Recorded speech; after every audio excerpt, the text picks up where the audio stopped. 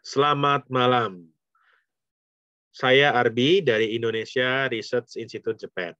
Kali ini saya ingin sharing mengenai hubungan antara otak, usus, dan makanan yang kita makan. Beberapa dari kita sudah tahu bahwa ada hubungan antara usus dengan otak. Bahwa beberapa zat neurotransmitter yang dipakai oleh otak kita untuk merasakan beberapa ekspresi mental ya, seperti serotonin, dopamin, itu beberapa diproduksi justru di usus kita. Nah, siapa yang memproduksi itu? Konon kabarnya adalah bakteri-bakteri baik, good bacteria, yang tinggal di dalam usus kita.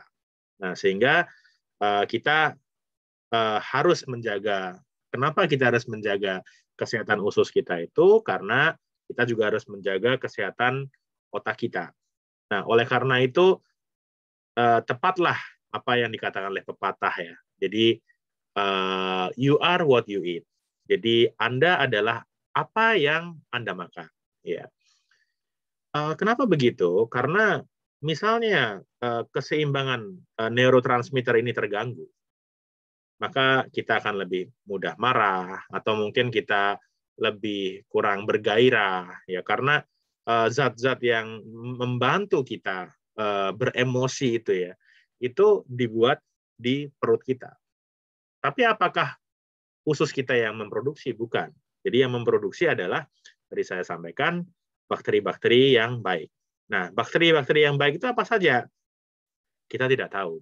Sayangnya kita belum tahu ya. Jadi di dunia ini ada banyak sekali bakteri-bakteri, yaitu yang baik dan yang buruk. Nah, baik dan buruk ini kan patokannya adalah dari sisi manusia ya. Ya, jadi yang baik bagi manusia itu adalah bakteri-bakteri yang bisa memperpanjang hidup manusia, yang bisa meningkatkan kualitas hidup manusia. Ini adalah yang dinamakan good bacteria. Nah, saya mau cerita sedikit ya. Jadi ini adalah ilmunya dari Hazakasang, yang merupakan inventor dari waste to soil plan ya. Jadi Hazaka plan ini. Nah, Pak Hazaka ini kan dia menggunakan teknologi fermentasi untuk memfermentasi ya, melapukkan ya dari sampah organik menjadi humus dalam waktu hanya 25 hari. Oke. Baiklah, saya akan sedikit share screen. Oke, kira-kira ini tahu nggak ini gambar apa? Ini adalah LP, Lembaga Pemasyarakatan. Nah, ini juga kita akan lihat ini semua lembaga pemasyarakatan juga ya. Nah, di Indonesia ada banyak sekali lembaga pemasyarakatan yang memiliki lahan pertanian yang luar biasa besar ya. Nah, akan tetapi makanya kan tahun lalu ya, jadi Bapak Menteri Kemenkumham gitu ya, jadi Menkumham gitu ya, itu kan istilahnya memberikan kebebasan ya kepada para narapidana karena mungkin istilahnya supaya tidak terpapar oleh virus corona dan sebagainya ya, ya, yang itu malah justru membuat beberapa dari kita juga ketakutan ya. Nah, oke, itu bukan inti hari ini. Jadi apa yang saya mau share adalah bahwa pernah ada satu eksperimen di Jepang begini. Jadi ini adalah cerita dari Pak Hazaka yang dia dapat dari Dr. Nakajima. Nah, ini beliau sudah Dr. Nakajima sudah tidak ada lagi di dunia ini. Nah, Dr. Nakajima ini dikisahkan melakukan suatu eksperimen di lembaga pemasyarakatan. Nah, suatu saat jadi para narapidana ini diminta untuk melakukan pekerjaan pertanian organik. Nah, jadi Dr. Nakajima ini adalah seorang ahli kultur tanah ya. Nah, jadi bahwa tanah atau soil yang bagus itu adalah tanah yang mineralnya seimbang. sampai dengan taraf nano ya. Jadi kita mungkin saja bisa aja menyediakan NPK gitu ya. Nah, nitrogen, fosfat ya. Nah, cuman kalau misalnya itu tidak tercampur dengan rata juga, itu juga kita tidak bisa bilang itu walaupun komposisinya sama ya.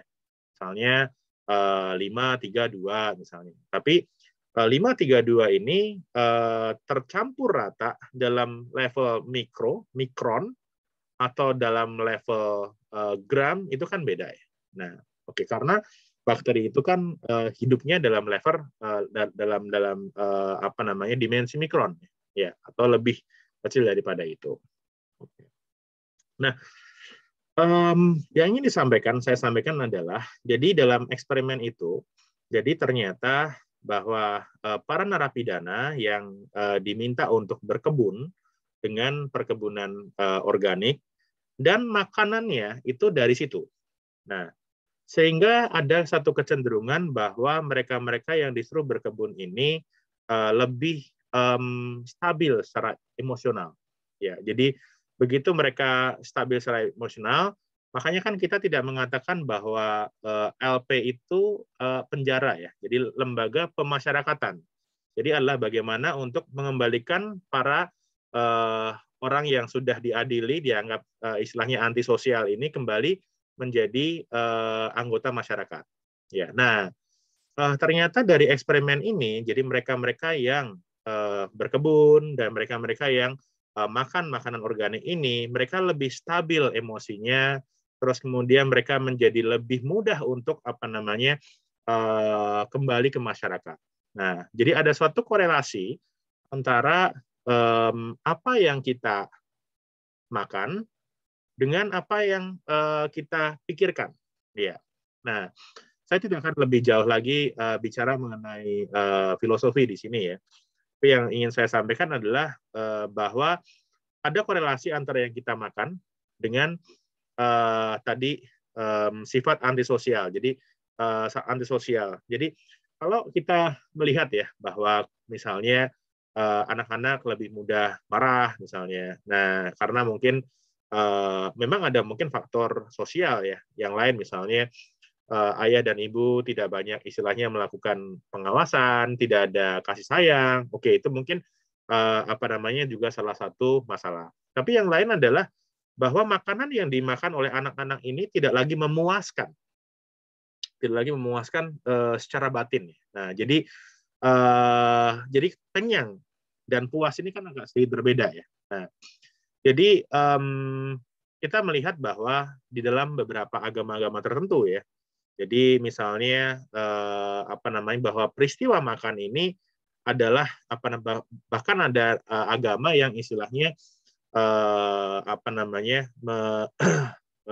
mengharuskan untuk memakan Tuhan. Jadi istilahnya, nah disitulah ada korelasi ya. Jadi apa yang kita makan ini itu sebenarnya juga akan berpengaruh pada bagaimana cara kita berpikir. Karena kan memang kita ini mau tidak mau harus diakui bahwa kita ini adalah makhluk biologis ya. Jadi mesin biologis kita juga butuh makan ya. Sehingga makanan yang cocok buat mesin kita inilah yang akan membuat kita secara fitrah ini lebih nyaman ya. Dan begitu kita nyaman, maka kumpulan dari mesin-mesin biologis ini dalam satu masyarakat ini kan juga akan lebih lebih pas gitu ya. Ya. Oke, jadi saya memang tidak bicara lebih lanjut lagi mengenai filosofi ya, mengenai biomesin dan sebagainya gitu ya. Nah, akan tetapi dari sini kita bisa melihat bahwa ada korelasi ini. Ya. Jadi terima kasih sudah menyaksikan YouTube kali ini. Terima kasih.